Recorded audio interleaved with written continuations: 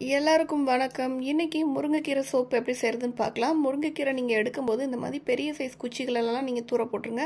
ஆனால் இந்த மாதிரி சின்ன சின்ன குச்சிகள் எல்லாத்தையும் நீங்கள் மிஸ் பண்ணாமல் மறக்காமல் சேர்த்துக்கோங்க. இலையில் இருக்க சத்தை விட இந்த மாதிரியான குச்சிகளில் நிறைய சத்து இருக்குது. இதில் நிறைய அயன், கால்சியம், மெக்னீஷியம் போன்ற பல சத்துக்கள் இதில் நிறையவே நிறைஞ்சிருக்குது.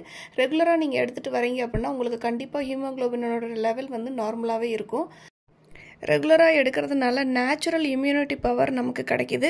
இதில் ஆன்டி கேன்சரல் ஏஜென்ட், அதாவது கேன்சரை எதிர்த்து போராடக்கூடிய தன்மை இதில் இருக்குதுன்னு கண்டுபிடிச்சிருக்காங்க. வாங்க இதில் எப்படி செய்கிறதுன்னு பார்க்கலாம். ஒரு குக்கரில் கைப்பிடி அளவு பாசிப்பருப்பு எடுத்து சேர்த்துக்கோங்க. அதே மாதிரி இந்த இலையை நல்லா கழுவிட்டு அதையும் சேர்த்துக்கோங்க. அந்த குக்கரில் அந்த பருப்போடையே சேர்த்துக்கோங்க. இது கூட ஒரு தக்காளி பழம் நீங்கள் நல்லா கட் பண்ணிவிட்டு, நம்ம எப்படியும் இது கடையை தான் போகிறோம், அதனால் நீங்கள் பெருசாக கூட கட் பண்ணி சேர்த்துக்கலாம். ஒரு தக்காளி பழம், கொஞ்சமாக சின்ன வெங்காயம் சேர்த்துக்கோங்க. ஒரு கைப்பிடி அளவு சின்ன வெங்காயம் சேர்த்துக்கோங்க. இதில் கொஞ்சம் வாய்வு தன்மை அதிகம் இருக்கும் அப்படிங்கிறதுனால பூண்டு மட்டும் கொஞ்சம் நிறையவே நீங்கள் சேர்த்துக்கலாம். நான் ஒரு 7-8 பல் பூண்டு இதில் சேர்த்துருக்குறேன். அதையும் இதோட சேர்த்து ஆட் பண்ணிக்கோங்க. அதுக்கப்புறமா மல்லி, விதை மல்லி இருக்கு இல்லையா, அது ஒரு 2 ஸ்பூன் அளவுக்கு சேர்த்துக்கோங்க. 1 ஸ்பூன் மிளகு, 1 ஸ்பூன் சீரகம், இந்த மாதிரியான மெஷர்மெண்ட்டில் நீங்கள் அதை சேர்த்துக்கோங்க. சேர்த்துட்டு இது மூழ்கிற அளவுக்கு தண்ணி விட்டுருங்க. குக்கர் மூடி வச்சுட்டு ஒரு 5-6 விசில் நல்லா விசில் விட்ருங்க. இதில் நல்லா இந்த இலைகள் போட்டிருக்க வெங்காயம், பூண்டு இது எல்லாமே நல்லா வெந்துடும்.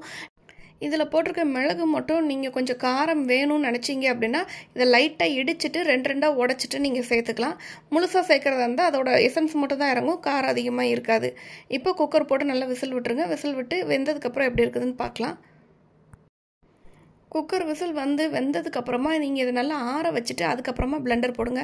ஒருவேளை உங்ககிட்ட பிளெண்டர் இல்லை அப்படின்னா தண்ணியை மட்டும் தனியாக எடுத்துட்டு அந்த இலை, தக்காளி இது எல்லாத்தையும் ஒரு மிக்ஸி ஜாரில் போட்டு நல்லா அரைச்சிட்டு திருப்பி அந்த தண்ணியோட கலந்துட்டு அதுக்கப்புறமா ஃபில்டர் பண்ணிக்கோங்க.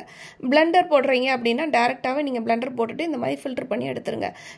ஃபில்டர் பண்ணதுக்கப்புறம் இது திக்காக இருக்குதுன்னு ஃபீல் பண்ணிங்க அப்படின்னா கொஞ்சமாக தண்ணி கூட நாங்கள் ஆட் பண்ணிக்கலாம். தண்ணி ஆட் பண்ணிட்டு இதுக்கு தேவையான அளவு உப்பு சேர்த்துக்கலாம். உப்பு சேர்த்திங்கன்னா சூப்பரான முருங்கைக்கீரை சூப் தயாராகிடுச்சுங்க. கீரையே சாப்பிடாத குழந்தைங்களுக்கு கூட இது கீரைனே தெரியாமல் சூப் டைப்பில் நம்ம கொடுத்துடலாம். ஹெல்த்துக்கு ஹெல்த்தும் ஆச்சு, கீரை சாப்பிட்ட மாதிரியும் ஆச்சு. இந்த ரெசிபியை நீங்கள் மறக்காமல் ட்ரை பண்ணி பாருங்கள். பிடிச்சிருந்தா லைக் பண்ணி, ஷேர் பண்ணி, கமெண்ட் பண்ணுங்கள். நம்ம சேனலை மறக்காமல் சப்ஸ்கிரைப் பண்ணுங்கள். தேங்க்ஸ் ஃபார் வாட்சிங்.